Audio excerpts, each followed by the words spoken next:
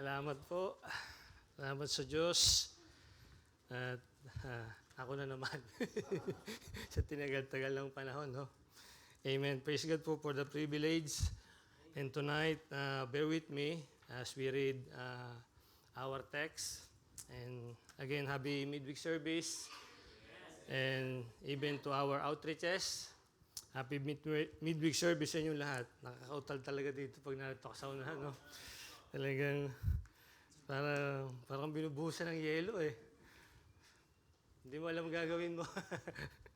Amen. So, let's open our Bible in Exodus chapter 36. And we will read all the verses, all the chapter, the whole chapter. Opo, para maiksi lang po yung message, di habaan natin yung yung scripture reading. Amen. Nakuha ko to kay Brother Joven. Opo, ayan. So, magkakaroon po tayo ng responsive reading. Salitan po pagdating sa verse 38. Wow, 38 verses pala to, no? Ay tayo po sabay-sabay. Amen. So, Exodus 36 chapter 36 verse 1, sabi po ng Bible, "Then wrote Bezalel and Aholiab and every wise-hearted man in whom the Lord put wisdom and understanding to know how to work all manner of work for the service of the sanctuary, according to all that the Lord had commanded."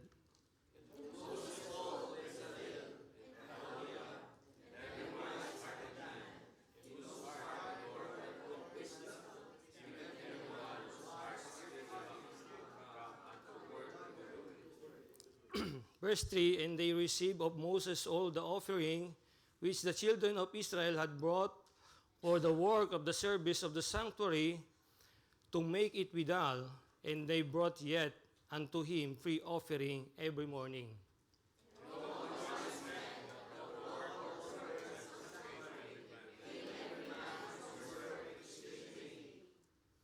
Verse 5, "And they spake unto Moses, saying, The people bring much more than enough for the service of the work which the Lord commanded to make."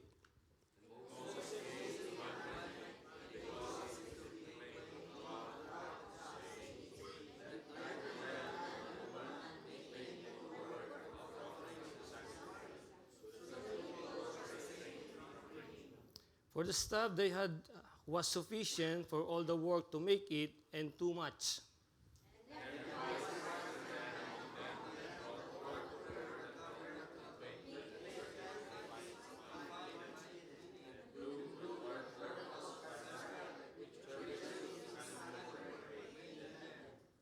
Verse 9, "The length of the curtain was 20 cubits, and the breadth of one curtain 4 cubits. The curtains were all of one size."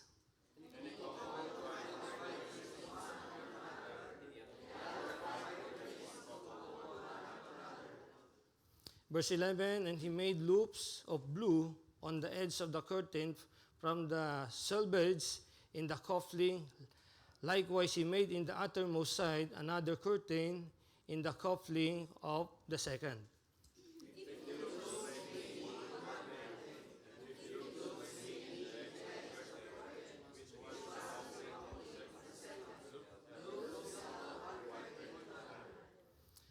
"And he made 50 teachers of gold, and coupled the curtain one unto another with the teachers, so it became one tabernacle.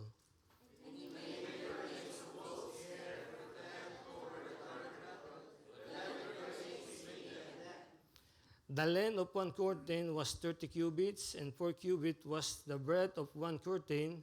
The 11 curtains were one of one size."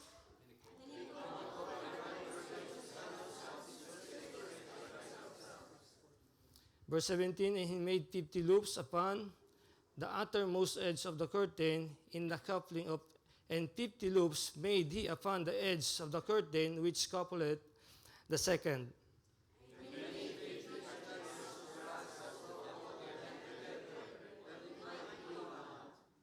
Verse 19, "And he made a covering for the tent of ram's skin and dyed red, and a covering of badger's skin above that.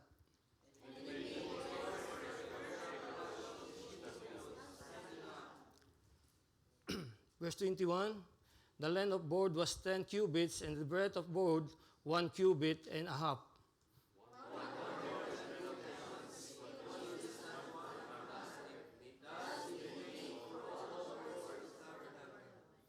Verse 23, And he made boards for the tabernacle, 20 boards for the south side of southward.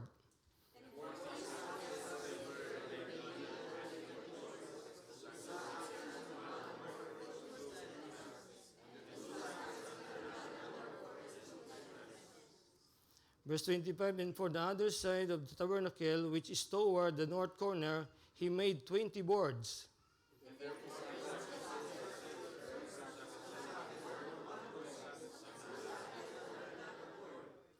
And 27, and for the side of the tabernacle westward, he made 6 boards.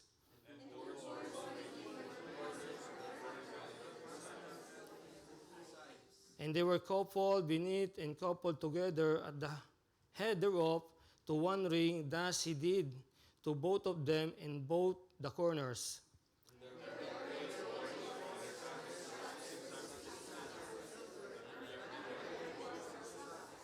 Verse 31, and he made bars of shittim wood, 5 for the boards of the one side of the tabernacle.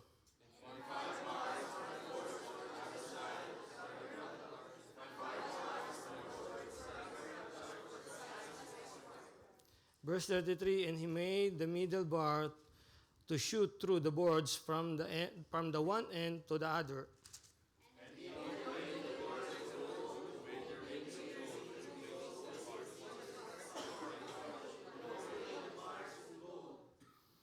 And he made a veil of blue and purple and scarlet and fine twined linen, with cherubim made he it of cunning work.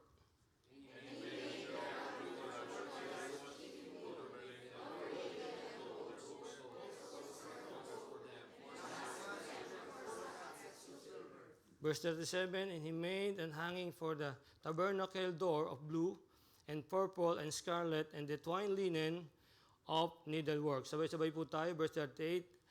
And he 5 pillars of it, their hooks, and he overlaid their scapulators and their fillets with gold, but their 5 sockets were of brass. Let's pray. Panginoon, salamat po ng marami sa amin pong binasang inyong salita.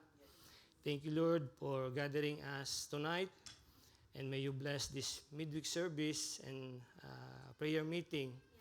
And may you be glorified, Lord, in our midst tonight, Lord. And nawa, ay i-bless niyo po yung mensahe na in-impress niyo po sa puso ng inyong lingkod. Dalangin ko po, Lord, na ito po ay maging encouragement, pagpapala sa bawat isa, maging challenge po, Panginoon, sa bawat isa sa amin. At nawa po, Lord, ay tulungan niyo po ang inyong lingkod, Panginoon, at gamitin niyo po mightily. Itago niyo po ako sa inyong likuran, Lord, anuman pong mga katotohanan galing sa inyong salita, Panginoon. I-allow niyo po na masabi ko ito ng tama at may pagmamahal, Panginoon, at paggalang sa inyong salita, Panginoon. Salamat po ng marami sa pagkakataon sa gabing ito, at nawa po ay kayo po ang mag-glorify sa aming kalagitnaan. And remember our pastor, Lord, bless him and make him a blessing there, Panginoon. And sa kanya pong pagbalik, Panginoon, ingatan niyo po siya as he travel, Panginoon. Salamat po ng marami. In Jesus' name we pray. Amen. Please be seated. Kung napansin niyo po, ang haba ng ating chapter na binasa, hindi po para yung ibig sabihin natin ay para lang wala tayong mabasa ba. But to understand, nakita natin doon po yung dalawang Bible character kung paano nila ginampanan ng maayos yung ipinagawa sa kanila ng Panginoon. Talagang nasa sukat lahat, di ba? Perfect yung pagkakagawa nila. At mind you, yung ginawa po nilang trabaho doon sa tabernacle, yung tabernacle na yon ay temporary lang. No, because they are still in their journey. No, Exodus Pag sinabing Exodus ay exit, lumabas sila galing Egypt. And mind you, nauutal ako dun sa pangalan eh. No? Si Bezaleel, no? At si Aholiab. Amen? They are, you know what? They are filled with the Holy Spirit, no? With the Spirit of the Lord dito. At si Aholiab naman, pinuno siya nung the Lord filled him with wisdom of heart to work all manner of work. No? And I believe every one of us here is a servant of God. Like Bezaleel and Aholiab. No? And every one of us was filled by the Spirit of God. Tama? Amen? Pag hindi ka nag-amen, wala kang espiritu, wala kang banal na espiritu. Tama ba? Amen. So, going back to sa ating outline, no? Title of the message tonight, The Wise-Hearted Servant. Amen. So, as we going back here, those wise-hearted servant, yung may mga puso na handang, mga lingkod ng Panginoon, na binigyan ng karunungan, understanding, upang gawin yung mga bagay na ipinapagawa ng Panginoon. Sila po yon. And I believe tayong lahat dito ay binigyan ng pribilehyo ng Panginoon para maglingkod at gawin yung mga bagay ng tama, katulad ng ginawa nila. No? Nagtahi, nag-ukit, no? Lahat ng cunning work. Pag sinabing cunning work, those are a skilled work. No? Mga maayos na trabaho. No, hindi ginawang basta-basta lang. Hindi nila ginawang sige, okay na 'yan. Tapos na. No? So, Exodus is the departure of the Israelite from Egypt. We know that. No? The transferring from one place to another. Pag sinabing Exodus, ito yung paglilipat. No? Inalis sila ng Panginoon doon through Moses from Egypt, and they are now in their journey. No, they are now in the wilderness. Naglalakbay na sila papunta doon sa promised land. Amen? And the beginning of their journey, pag inalis ka doon sa isang lugar, ibig sabihin ay magkakaroon ka ng moment of yung transferring, paglilipat. No, sino po yung naka-experience dito ng magbuhat ng bahay na nililipat from one place to another? No? Yung mga bata rito, hindi nila alam yan. Pero yung sa probinsya, binubuhat po yung bahay, tinatanggal yung halige, tapos bubuhatin ng maraming tao, maraming lalaki, at ililipat from one place to another. So yun po yung Exodus sa probinsya, paglilipat. Amen? So, lahat tayo ay nakaranas nito. Ibig sabihin, nakaranas tayong lumipat from one place to another. No? And this is the beginning, the starts. And when you transfer, pag inilipat ka sa isang lugar, minsan you begin from the scratch. No? From the scratch, sometimes totally nothing. Di ba? Nung umalis sila doon, ang dala-dala lang nila ay bagahe lang. Hindi nila nadala yung kanilang bahay sa Egypt. No? But you know what? For the child of God, He can allow you to experience a new beginning. Kung ikaw ay anak ng Diyos, ano man yung pinagdaanan mo, ano man yung bagay na iyong dinadala, ano man yung mabigat sa puso mo, ano man yung na-experience mo na mabigat, na napakatindi. Alam mo ba, nabibigyan ka ng pagkakataon ng Panginoon na magsimula muli? Di ba? No, lahat tayo, bibigyan tayo na ng pagkakataon na magsimula muli. No? Sometimes nga lang, ay magsisimula ka sa wala. Sa pinakamababang level, di ba? Hanggang sa magsimula ka at makaangat ka unti-unti. No? Makabangon ka unti-unti. Amen?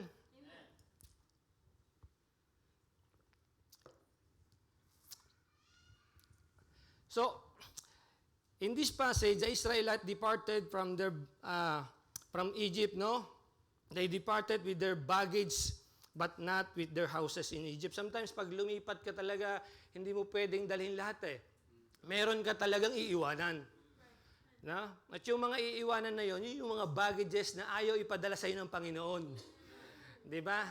At yung mga bagay na yun, sometimes sabi ng Panginoon, wag mo nang dalhin yan, dahil doon sa pupuntahan mong lugar, hindi mo kailangan yan. Ako ang bahala sa iyo. No, I will supply all your needs. No, remember when we migrated into Italy, we left our home and brought with us 2 luggage only. Sometimes bag nga lang eh. Isang bag lang. No, nung naalala ko nung baklas time. Alam niyo yung baklas time? Ng baklas passport. Parang turista kami. No, punta kami dito sa Italy. Ang dami kong baon, $1,000. Pero ubos yun during, during the journey. Para kami nagtitrip. Yun po yung pag naglilipat ka, hindi mo madadala. Galing kang Pilipinas, pupunta ka sa Italy to begin another chapter of your life. Para magsimula kang muli. Kasi sa Pilipinas, alam natin nung panahon na yon ay ang tao noon pinapangarap makapunta sa Italia. Nakikita nila yung mga Italian village at tumatak sa isip nila na ako din pupunta sa Italy para ako'y magkaroon ng malaking bahay. No? At yung biyaheng yon, kapatid, ay nag-risk. No? Sumugal tayo. No? Sumugal tayo. Nagbayad tayo ng malaking halaga, pero naiwan natin yung pamilya natin sa Pilipinas. Hindi natin sila nadala. Naiwan natin yung bahay natin, hindi natin sila pwedeng dalhin eh. Kasi magsisimula ka nga muli dito eh. So ganun din ang mga Israelite. Nung sila'y umalis doon sa Egypt, nung sila'y ilabas, hindi nila nadala. Kasi hindi naman nila kailangan eh during their journey. Sometimes meron tayong mga bagay na hindi natin kailangan dalhin na eh. Kailangan na natin talaga silang iwanan. No? Pero kung anak ka ng Panginoon, no? Habang ikaw ay nandoon sa landas ng iyong patutunguhan, at kung ikay marunong magtiwala, hindi ka niya pababayaan. Amen. Amen? So, in the previous chapter, mga kapatid, we have read some characters that God has given them a heart that are wise and they obey the Lord willingly. Tonight, let us discover what they have done in doing God's command. Nakita natin na binigyan sila ng puso, no? A wisdom coming from the Lord to work all manner of work, no? Yung mga mahalaga, no? And tonight, the 3 significant action of the wise-hearted servant. Number 1, the wise works in the sanctuary. The wise works in the sanctuary. Ano ba ang ginawa nila? Noong sila ay dalhin ng Panginoon at ginamit si Moses, ano yung mission nila na ipinagawa ng Panginoon na sinabi kay Moses? Gagawa sila ng mga bagay para doon sa sanktuaryo. No? Sabi sa Exodus 36, verse 1 to verse 5, Then wrote Bezaleel and Aholiab and every wise-hearted man, in whom the Lord put wisdom and understanding, to know how to work all manner of work for the service of the sanctuary, according to all that the Lord had commanded. No? Ito yung pinagawa sa kanilang Panginoon. Hindi utos na galing kay Moses, but galing sa Panginoon. No? And Moses called Bezaleel and Aholiab and every wise-hearted man. Hindi sila dalawa lang. Mayroon pang kasama tong mga to. Hindi na lang pinangalanan. Amen? And every wise-hearted man, in whose heart the Lord had put wisdom, in everyone whose received, tama ba? Whose heart stirred him up to come unto the work to do it. And they received of Moses all the offering which the children of Israel had brought for the work of the service of the sanctuary, to make it withal. No, doon nila gagawin. No, yung serbisyo nila doon sa sanctuaryo, sa sanctuary nila. No, ano ba yung sanctuary? Mamaya malalaman natin kung ano yung sanctuary. Amen. And verse 4, and all the wise men that wrought all the work of the sanctuary came every man from his work, which they made. Verse 5, and they spake unto Moses, saying, the people bring much more than enough for the service of the work, which the Lord commanded to make. Amen. Narinig natin na yung gagawin nila rito ay para doon sa trabaho, sa sanctuaryo. Ano ba yung sanctuaryo? It is a consecrated place. No? And in Hebrew word, Kodesh. in the time of Exodus, they can put it anywhere where God commanded. No, itong sanctuary na ito noon ay tent. No? Hindi pa to yung permanenteng church na katulad nito. Dahil hindi sila pwede magtayo sa lupang yun. Kasi baka yung may-ari, paalisin sila. Di ba? The ancient Hebrew temple of Jerusalem, or it is holy and of holies. Ito yung sanctuary, holy of holies. The most sacred part of a religious building, such as the part of a Christian church in which the altar is placed. No, dito tayo naglilingkod, mga kapatid. The room in which general worship services are held. Aren't you glad na meron tayong lugar kung saan sinasamba natin ang Panginoon sa Espiritu at katotohanan? Wala tayo sa labas. Amen? Wala tayo sa parko. No? Tulad noon, sinasabi ni Pastor, nung binabasa ko to, naiisip ko yung sitwasyon ni na Pastor na nag-service sila sa park. Di ba? Pero mapalad tayo ngayon dahil narito tayo sa napakagandang lugar. Amen? Sa napakagandang place kung saan ay pinagkaloob ng Panginoon. A place such as church or temple for worship. A place of refuge and protection. Kapatid, protektado ka pag nandito ka sa loob. Yung spiritual na buhay mo, yung spiritual life mo, kapatid, protektado pag nandito ka sa loob ng simbahan. Amen? Hindi ka pwedeng gambalain ng mga nasa labas. Pero mananambahan ka rito ng may kapayapaan. Amen? Yun yung benefits ng merong sanctuaryo. Amen? A refuge for wildlife where predators are controlled and hunting is illegal. Walang hunting sa'yo dito sa loob, kapatid. Tayo dito magkakasama at nagmamahalan. No, walang tirahan dito. No, tayong lahat, ang sabi ng Bible, brotherly love continue.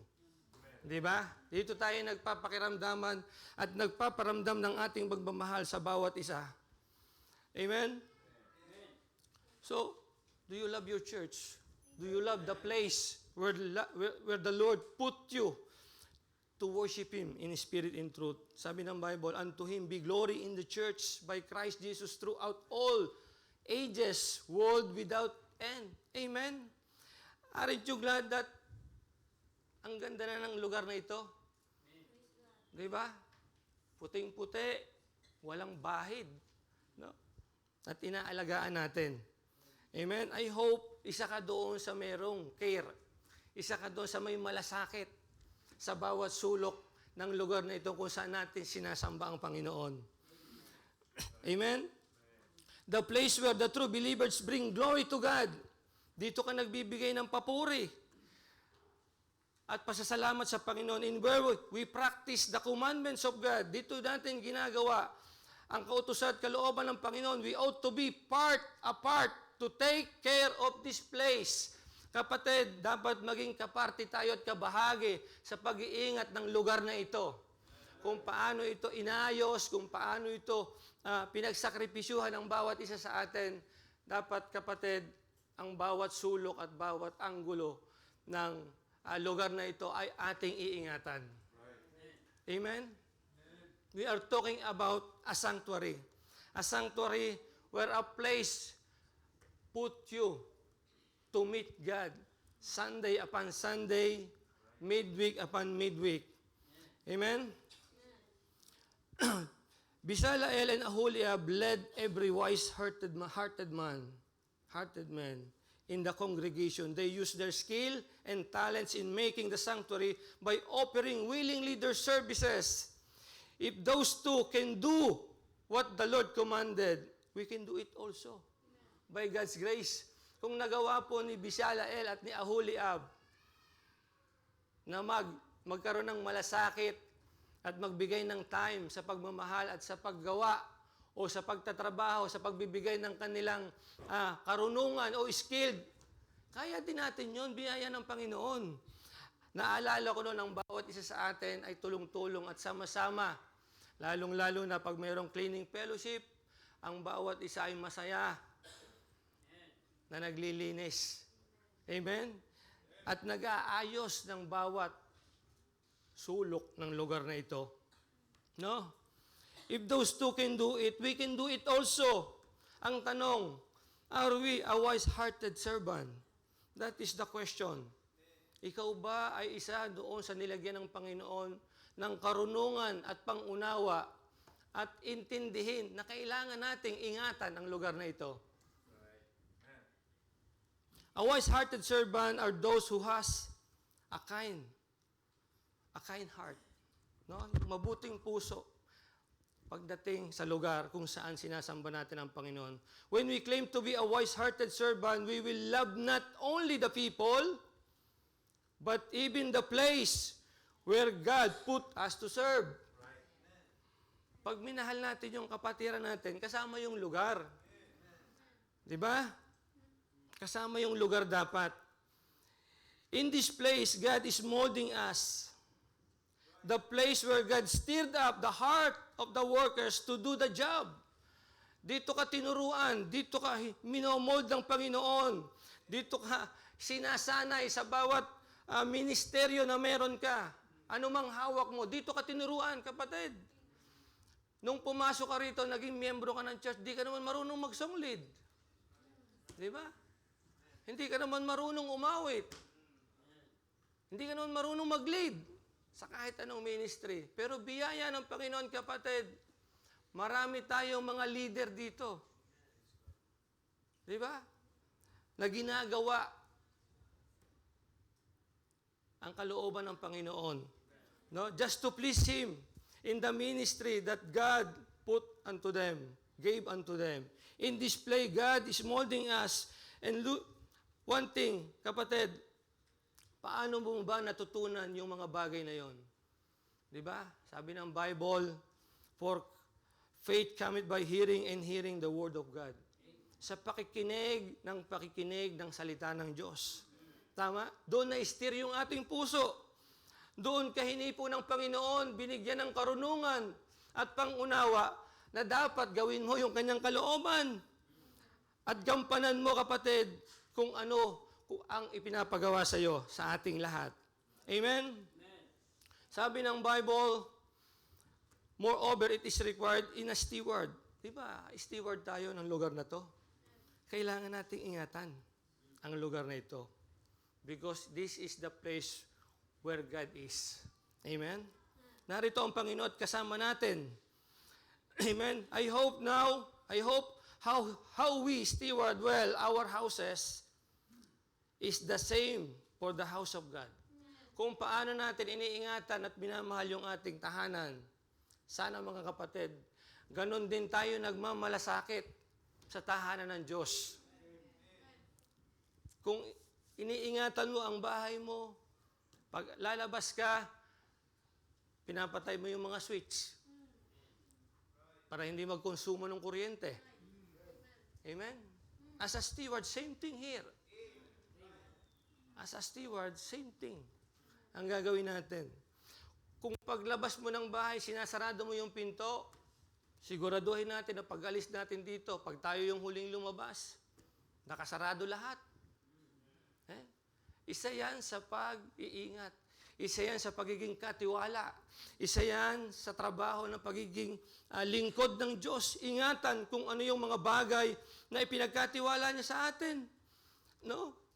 He put us here because may plano ang Panginoon para sa ating lahat. Amen? Tinuturoan tayo ditong sumunod. Tinuturoan tayong gumawa ng kalooban. Tinuturoan tayo ng lahat ng maayos na gawain ng Diyos. Amen? The place, you know what? Sabi ng Bible, be not hearers only, but doers. Huwag ka lang makinig. Sana pag narinig mo yung mensaheng ito, maalala mo pa rin siya na kailangan nating ingatan ng lugar na ito. Amen. In all area. Kapatid, kung ikaw ay nasa media ministry, ingatan mo yung lugar mo. Kung ikaw ang custodian dito, ingatan mo ang buong lokale. Amen. Kung ikaw ang natapat na cleaners, maglinis tayo ng maayos. Amen. Di ba? Hello? Amen? You know what, why God put us here? Because our God is the God of orderliness. No? Sabi ng Bible, let all things be done decently and in order. Now, neither the author of confusion, our Lord, hindi naman siya author ng kaguluhan. He wanted us to worship Him in peace. Amen? Dapat masaya tayo na tayo nakakapanambahan ng may kapayapaan. You know what? In Malta, hindi sila makakanta ngayon ng malakas. Dahil nagagalit yung custodian. No? Hindi ko alam kung malas yun, nakatabi nila yung custodian. Pero wala tayong magagawa eh. Hindi yun yung, I believe, ginamit yung bahay na yon as a mission house. No? Para magsimula ng gawain. Pero hindi naman mananatili na nasa bahay ang gawain. One day, ililipat ang Malta sa isang maayos na lugar kung saan sila ay makakapanambahan ng may kapayapaan at katahimikan, kung saan pwede nilang awitin ang awitin ng Panginoon ng bigay todo, no? At pinakamalakas na boses. Ilakas mo na ang boses mo dyan, Brother Romnick. Hindi ko napupuntahan ng kapitbahay ninyo. Kahit itodo mo. So let's continue to pray for that place, no? The place where we brought our service for the works of the sanctuary and to make it withal. Don't be unwise in not taking care of this place. Kapatid, huwag kang maging mangmang. Huwag tayong maging mangmang. Napabayaan lang natin ang lugar na ito. Mahalin natin kung paano natin inayos, kung paano nakita nating minahal ng unbeliever. Di ba? Unbeliever pa si Magre noon. Di ba? Nakita niyo yung concern niya. Sana as a believer, dapat mas matindi pa ang concern natin sa Kanya. Dito sa lugar na ito. Amen? Pag may nakita tayong mga basura sa paligid, damputin na natin. Amen? Huwag na natin hayaang dumami ang kalat. Dahil tayong lahat ay nakikinabang sa lugar na ito. Biyaya ng Panginoon. I hope this message will challenge us. No? This is our storehouse. The place where God will pour you out the blessing that there's no room enough to receive it. Dito ka pagpapalain, kapatid, ng Panginoon. The place where we brought our work after work. Di ba? Galing tayo sa trabaho, pupunta tayo dito. Right? What to do? To please God. Amen. To do what the Lord wanted us to do. No, anong gusto ng Panginoon sa atin? Ang gusto ng Panginoon natin, sambahin natin siya sa espiritu at katotohanan. Paano ka makakapanambahan ng tahimik kung wala kang lugar, kung wala kang sanktuaryo, kung saan idadaos mo yung spiritual mong pangangailangan. No? Pwede ka bang lumuhod dyan sa parko dyan? No, sa dami nating to, may mga bata. Papapakin tayo ng lamok dyan. Pero praise God, meron tayong lugar kung saan nandun yung Diyos at kasama natin. Kung saan nandun yung Panginoon at tinutulungan tayo. Ano mang pinagdadaanan mo, kapatid? Sabi ng Panginoon, kaya kanyang bigyan ng panibagong simula. No? The place where we brought our work after work is the place where we brought also our tithes and offering. Amen? Because this is our storehouse. Sabi ng Biblia, pag binala mong lahat, God will bless you and pour you out the blessing that there's no room enough to receive it. No? Is this place important to you? Is this place ay mahalaga sa'yo? Amen? Maaring walang silver at gold dito sa lugar na ito, pero nandito ang presensya ng Panginoon. Amen? Nandito ang pagmamahal ng kapatiran, narito ang pag-aalaga ng pastor. Narito ang paggagabay ng mga leader. No? Dito ka dinidisciple. Dito ka pinapractice every Saturday. No? After mo mag-soul winning, dito ka pupunta. Di ba? It is a refuge for every one of us. Sabi ng Bible sa Acts 3:6 and 8, then Peter said, silver and gold have I none, but such as I have, Give ID. I have give ID. In the name of Jesus Christ of Nazareth, rise up and walk. And he took him by the right hand and lifted him up. And immediately his feet and ankle bones received strength. Nasaan sila noon? Nasa pintuan ng sanktuaryo. Sabi nung pilay, and he leaping up stood and walked. Saan siya unang pumasok? And enter with them into the temple. No? Sana pag meron kang natanggap na pagpapala,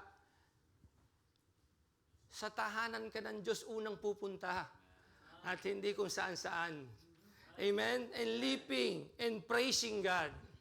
Pag may na-receive tayong pagpapala, let's lift our hand. Let's lift our voice and praise God. No? And praising God. Purihin natin yung Panginoon.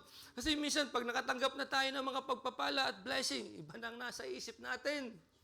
Amen? Especially pag ang nakuha natin ay financial blessing. Amen? Ang nasa isip natin yung hampas ng alon. Amen? Yung ganda ng montanya. Pero tanongin kita kapatid, nung una ka bang makatanggap ng pagpapala, anong unang naisip mo? Anong unang pumasok sa isip natin? Amen? I hope naisip natin pumunta sa sanktuaryo. At itaas natin ang ating kamay at purihin ang Panginoon. Amen? No? Dito tayo magpupuri at magpapasalamat, kapatid. Dito tayo luluhod. Dito natin idadaing lahat ng ating hinaing sa Diyos. Amen? The walk of the believers begin and start inside the sanctuary. Kasi dito ka talaga tinuturuan. Nung dumating ka naman dito, sabi ko nga kanina, wala naman tayong alam. Hindi nga ako marunong mag-preach doon. Pero biyaya ng Panginoon, natuto na lang. Pero saan kami sinanay? Dito. Dito sa sanctuaryo, dito sa church. Amen. Hindi sa kanto. Kasi walang magtuturo sa iyo ng preaching sa kanto. Dito ka tuturuan, magbahagi ng salita ng Diyos. So dapat mamahalin natin ang lugar na ito kung saan tayo sinasanay at hinuhubog ng Diyos. At pasalamatan natin yung mga tao na ginagamit niya upang tayo'y matuto. Amen? Sana isalang-alang natin lagi, mga kapatid ko, ang lugar na ito. At huwag tayong aalis dito sa lugar na ito nang hindi tayo siguradong nasa maayos na kalagayan, nasa maayos na katayuan. Anumang tungkulin ng pinagkaloob sa iyo dito, iwanan mo ng maayos, kapatid. Kung uuwi ka man sa iyong tahanan. Mamayang gabi, pag uwi natin, tulungan natin si Brother John magpatas ng upuan. Amen? Sometime, pagkatapos natin, hindi po ako nagre-review ka.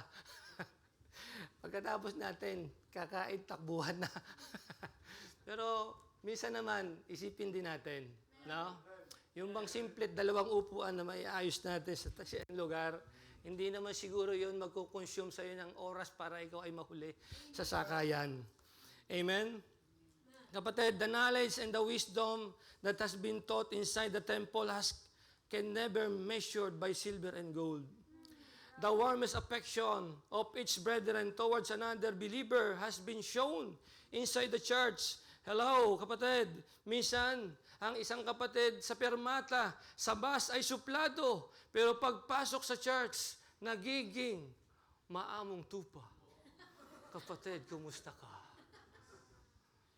Hello, kapatid. No, good morning, brother and sister. Pero nakasalubong mo na. Nakita mo na sa permata. Hindi ka binate.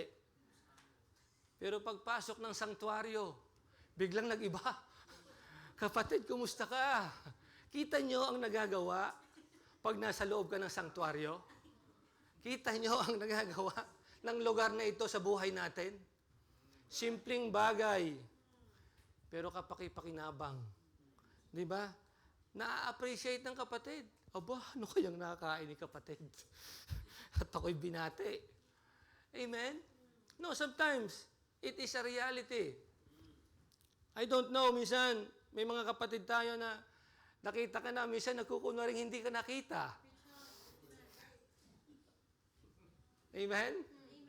Minsan parang tuloy sa pag-chat. Wala namang ka-chat. Oh, kunyari lang. No? Silver and gold there is none inside the sanctuary, but the love of God, the care for one another, the salvation from the Lord Jesus Christ is more than silver and gold, kapatid. Dito mo matatagpuan.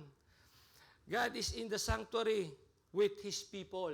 Kapatid, sabi ng Biblia in Matthew 18:20, for where 2 or 3 are gathered together in my name, there I am in the midst of them. Kapatid, kasama natin ang Panginoong Jesucristo ngayon. Nasa kalagitnaan natin, kung sa 2, 3 nga, ay kasama niya sila. Tayo pa kaya na ang dami-dami natin? Amen? Kung sinamahan niyo yung 3, lalo na yung 100, sasamahan niya. Amen? So, God, kapatid, love the place where God is present. Love the place where God is present. Huwag kang mag-isip ng ibang lugar na pupuntahan. Amen? Especially pag may mga gathering, midweek service and Sunday service, not forsaking the assembly. Kapatid, amen? I hope we learn something from that point number 1. The wise works in the sanctuary. Number 2, the wise works with sufficiency. Amen? Walang labis, walang kulang. Yung karunungan na ipinagkaloob ng Diyos sa atin. Sapat, kapatid. Ang biyaya ng Diyos ay laging sapat. Minsan sa tingin natin ay kulang. Pero tayo lang nag-iisip noon. Pero bakit umabot ka ng katapusan ng buwan? Dahil sapat. Kung hindi ka umabot ng katapusan ng buwan, balikan mo ang Panginoon. Kaya mo ba? Nabalikan ng Panginoon? Kasi nakasurvive ka ng 1 buwan na yun. Nakabayad ka ng apito. Nakabayad ka ng bill. Nakabayad ka ng luche and gas. Oh. Di ba? So, sapat ang biyaya ng Panginoon. Kaya nga, ang marunong ay naglilingkod ng sapat. Amen? Sabi sa Exodus 36, 5 and 7, and they spake unto Moses, saying, the people bring much more than enough for the service of the work which the Lord commanded to make.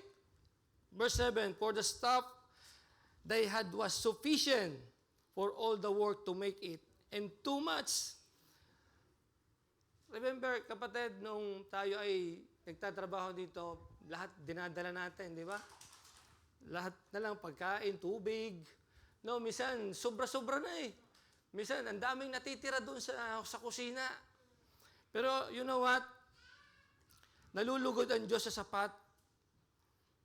No? Pag tayo ay nagiging maayos na steward. No? Yung sapat dapat hindi natin inaaksaya. No? Sufficient means enough and means to meet one's need. In the case of the Israelite, they gave their offering willingly, more than enough of what they need to do the work in the sanctuary. Talaga naman, nung sinabi ni Moses na mayroong gagawin dito, may sanctuary tayong gagawin, lahat ng Israelite nagdala ng kanilang offering. At sobra-sobra. Sabi ni Moses, tama na. Sobra na. Bukas naman yung iba. Sabi niya dito, materials are more than sufficient to finish the job. Sapat na. All has started when the Lord commanded Moses to tell the Israelite to bring an offering for the work in the sanctuary. They assembled to gather an offering for the sanctuary. Diba? Nag-ipon-ipon sila para gawin. Magtulong-tulong doon sa sanctuaryo.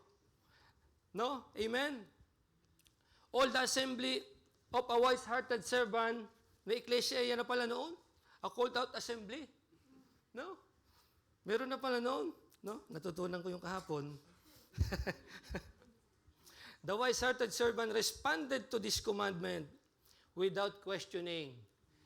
Ito yung tanong. Noon ba tayo isinabihan na tayo pumunta rito at magtulong-tulong, magdala ng ating mga pangangailangan? Is there any questioning sa iyong puso? Pero dito, wala kang nakita eh. Nagdala sila ng lahat. Nung pangangailangan, hindi sila nagtanong. No? Because they are a wise-hearted servant. Sa simula pa lang, inilagay na ng Panginoon sa puso nila yung wisdom and understanding. Kay Aholiab at kay Bisilael. Di ba? They were filled by the Spirit of God.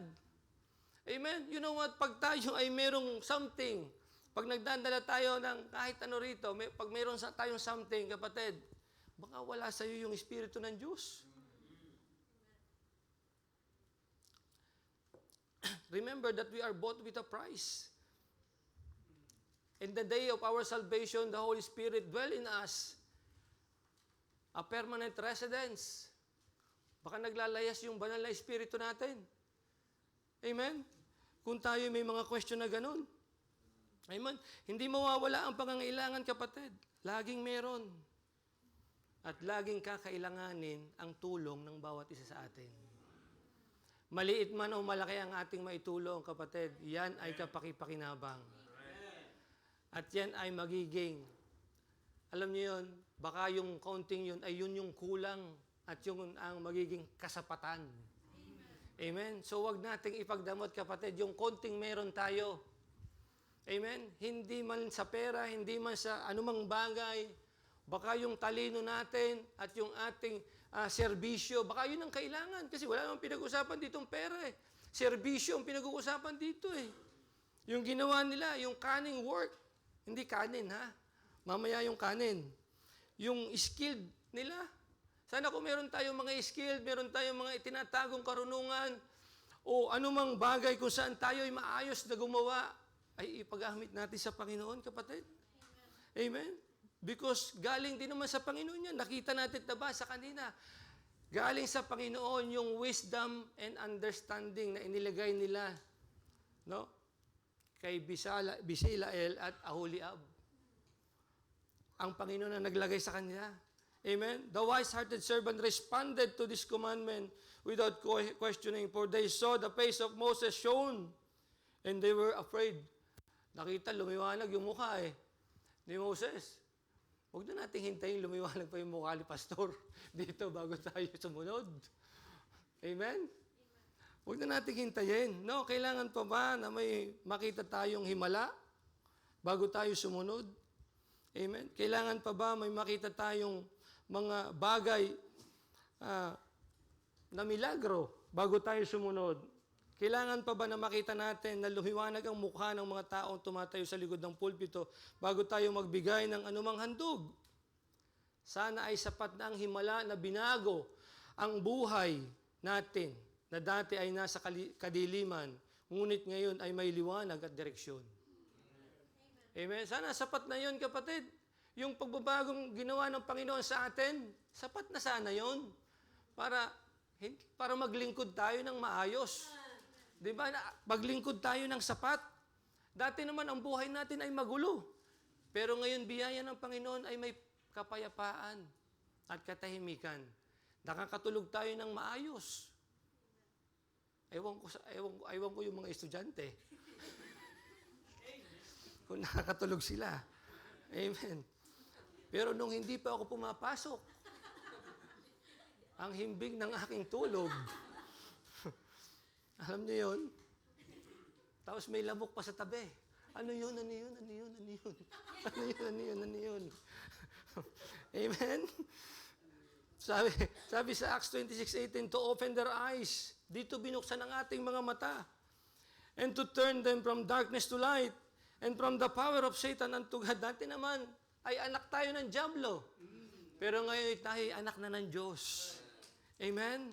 That they may receive forgiveness of sin. Dati naman tayo ay karga-karga natin yung mga mabibigat na kasalanan. Pero biyaya ng Panginoon, tayo ay pinatawad na. Amen? Hindi ba sapat na yun para maglingkod tayo ng maayos at may kasapatan? No? The wise works with sufficiency.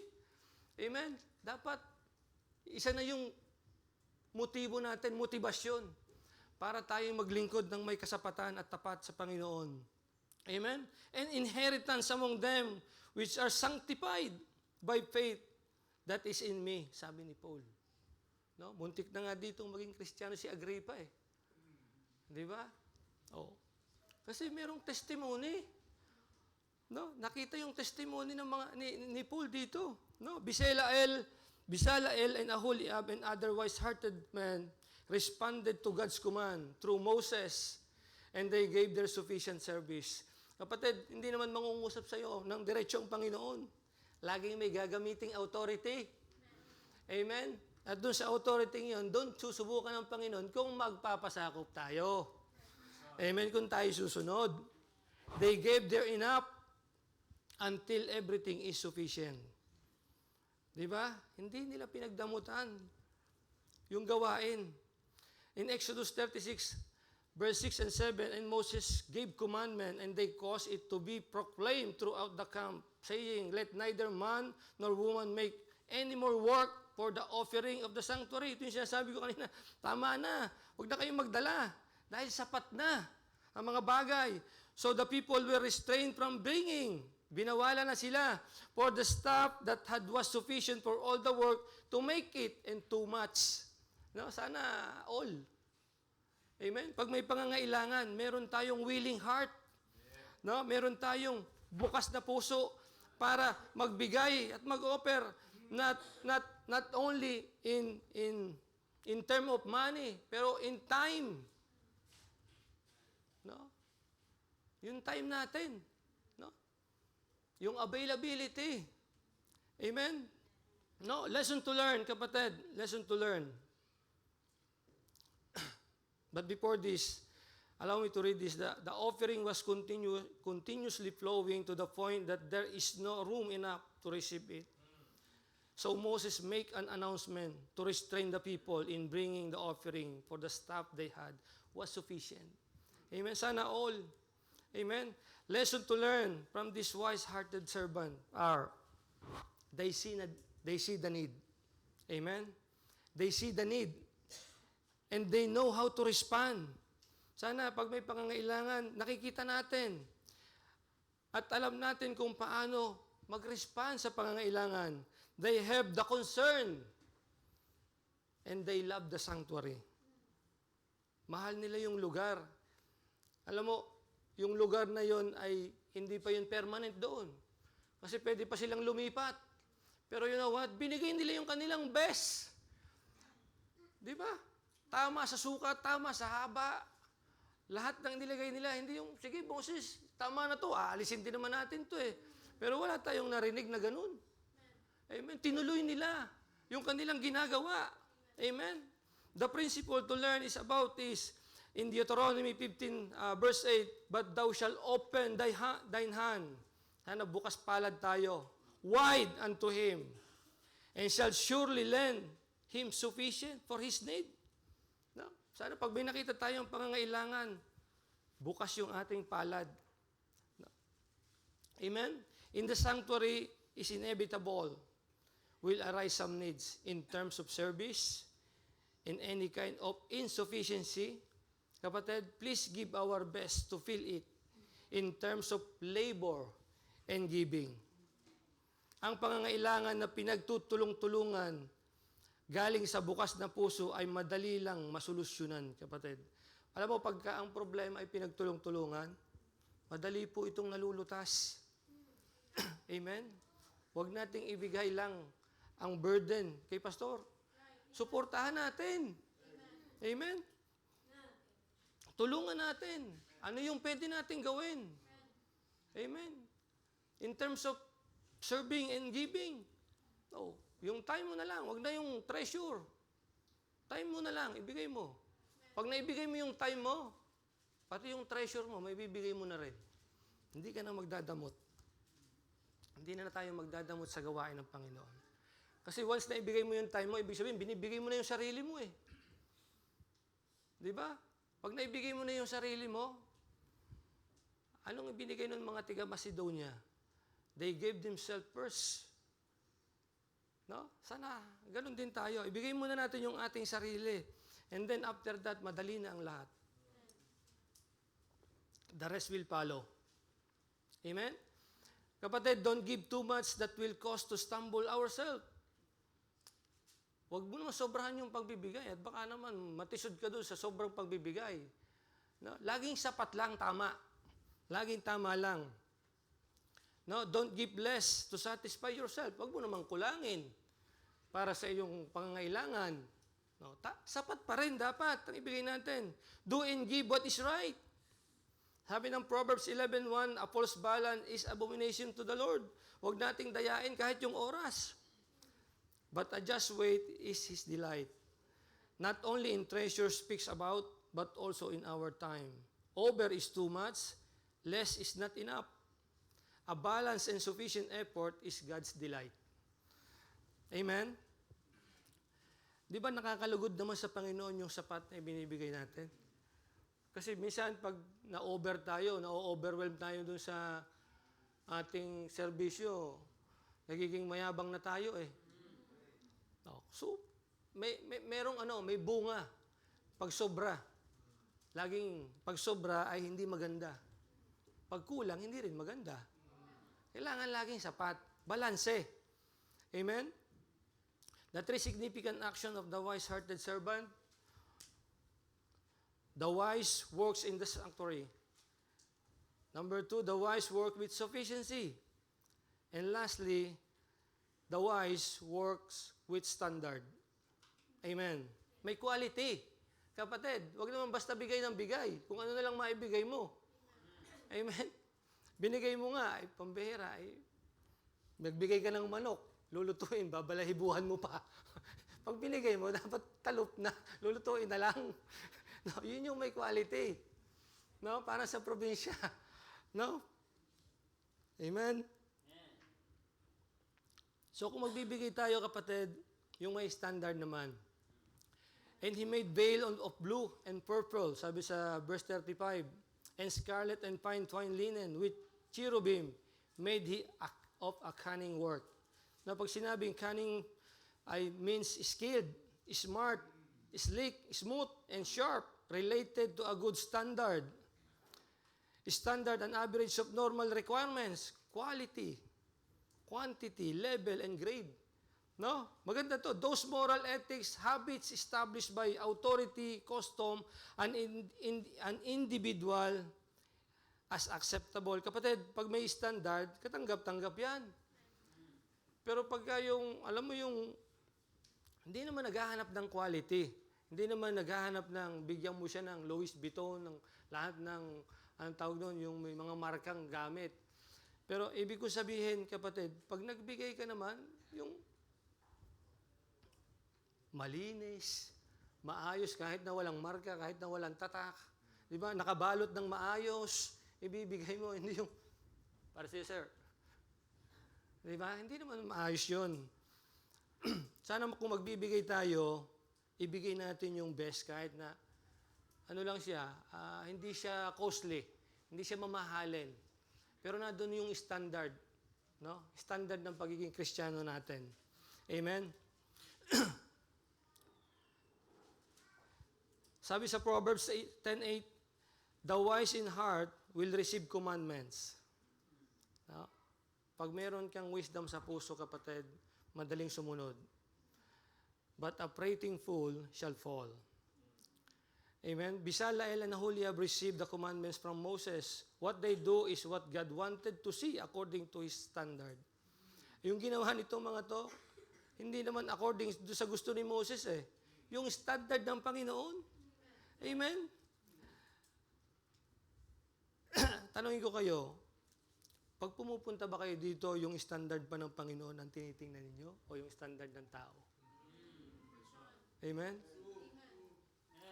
I hope ang focus natin doon sa standard ng Panginoon. Kasi kahit anong, yes, tinuruan tayong mabuhay ng katulad ng standard ng Panginoon, pero hindi natin kayang abutin ang standard ng Panginoon. Pero if we look forward lagi sa standard ng Panginoon, biyaya ng Panginoon, magagawa natin yun. Amen?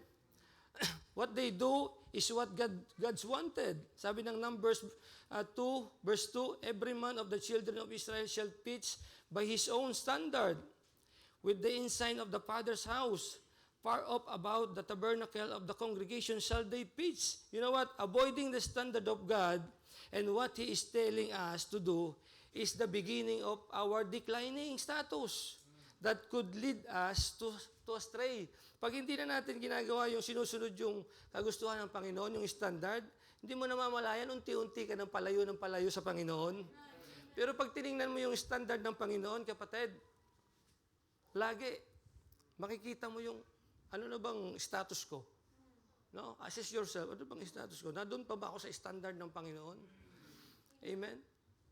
No, lagi mong titingnan, lagi natin titingnan. So, kailangan iwasan natin, no, yung sa paglayo. Kasi, doon tayo magsisimula na bumagsak eh. No, pag hindi na natin magawa. No, sabi sa Matthew 7:20, wherefore by their fruits ye shall know them. Diyan mo makikita eh. Yung isang Kristiyano na, alam mo, unti-unti nang wala nang gana.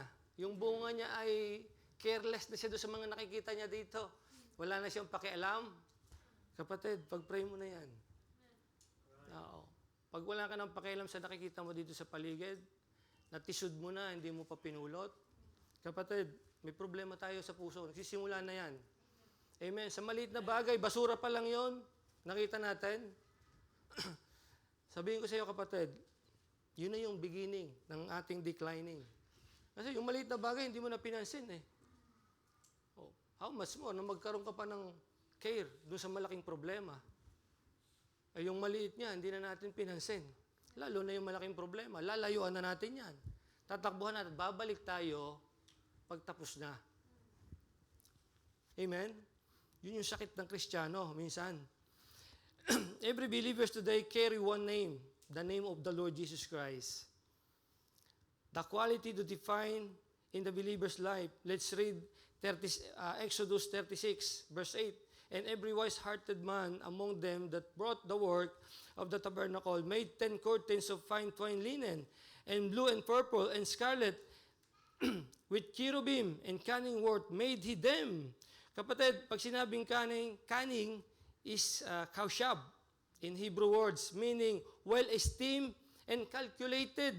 Kapatid, kalkulado natin yung tamang sukat lagi ng ating paglilingkod. No, sumobrat kumulang, hindi rin maganda.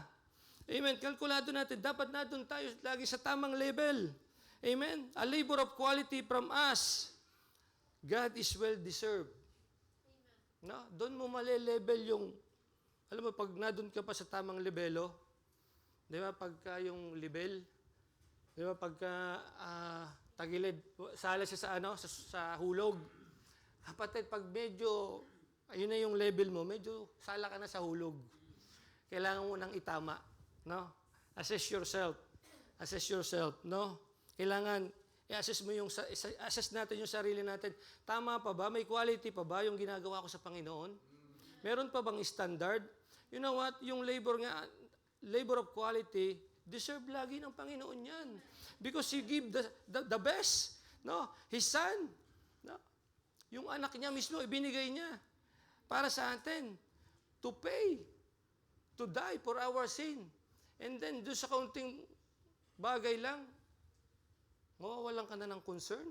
Concern na concern sa atin ng Panginoon, kapatid.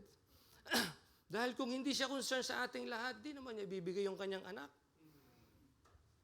Bugtong na anak. Amen?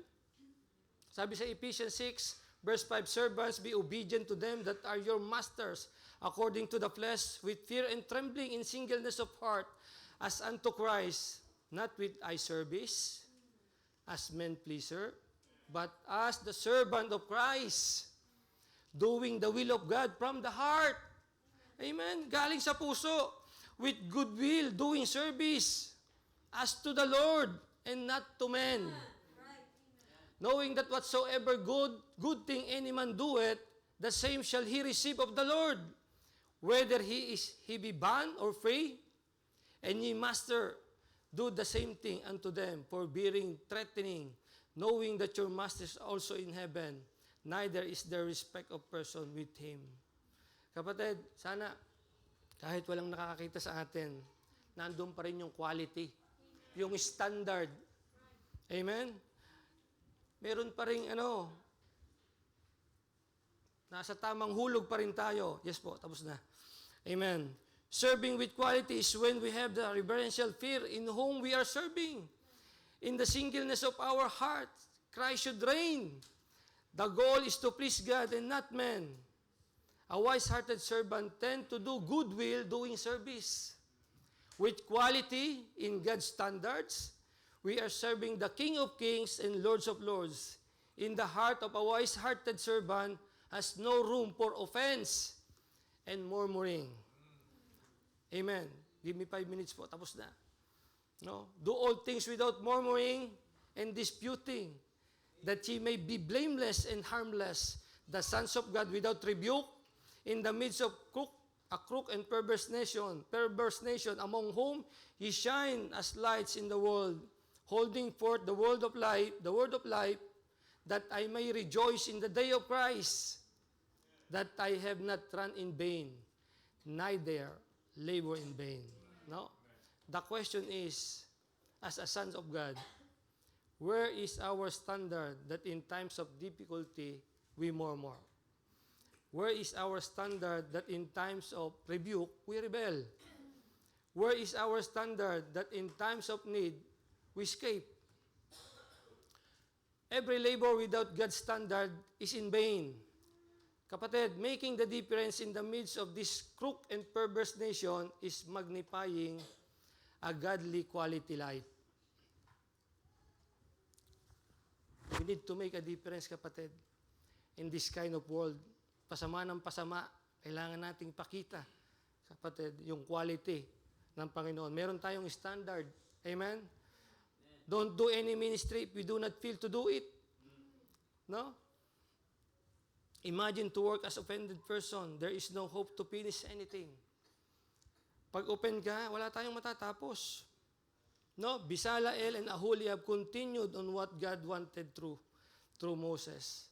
Sana, kapatid, kung ano yung nasimula natin, ipagpatuloy po natin. No? Yung maayos pero yung maayos na nasimula natin, yun po yung ating gawin. Amen? At yung mga hindi maayos, iwanan na natin yun. Kalimutan na natin yun. No, last verse. And Bezalel, the son of Uri, the son of Hur, and the tribe of Judah, made all that the Lord commanded Moses. Kapatid, hanggang sa matapos, mula verse 35 hanggang 39, wala kang narinig na dito, na reklamo. No? Gumawa sila ng merong standard, may quality. Amen. Gumawa sila ng sapat. Nagtrabaho sila sa loob ng sanctuary ng may maayos na puso. And with him was Aholiab, son of Ahisamach, of the tribe of Dan, an engraver and a cunning workman, and an embroiderer in blue, and in purple, and in scarlet, and fine linen. Exodus, meron pa palang isa. 39:43, and Moses did look upon the work, and behold, they had done it as the Lord had commanded. Natapos nila, kapatid. Pero wala tayong narinig na pagtatalo, arguing, because they work in the sanctuary. They are wise. The wise work in the sanctuary. Amen? And the wise work with sufficiency. And lastly, with standard. Kapatid, pag ginawa natin ang mga bagay na to, sabi ng Bible, even so had they done it, and Moses blessed them. And Moses blessed them. Natuwa. No, natuwa yung leader. Amen? And I hope we learn something tonight. The three significant action of the wise-hearted servant. The wise work in the sanctuary. The wise works with sufficiency. Thirdly, the wise works with standard. Kapatid, sana after hearing the message, brother and sister, if we have anything against our church, this is the right time to settle our hearts. Baka meron na tayo sa puso natin na something against, no? It is the right time to settle yan. Ano man yun? No? Baka, bahala kayo dyan. Bahala kayong, pag naiwan kayo, bahala kayo dyan. Oh, kayong naiwan, pahuli-huli kayo eh. Oh, gawin yung lahat dyan. Oh. Diba? An unwise action and thoughts against your God's given place to serve is unpleasant to our Master. Kapatid, sana po ay mahalin natin yung lugar kung saan tayo inilagay ng Panginoon. Amen? Let's all stand up and let's pray. Ama naming Diyos na dakila, salamat po ng marami sa gabing ito. Thank you, Lord, for the message.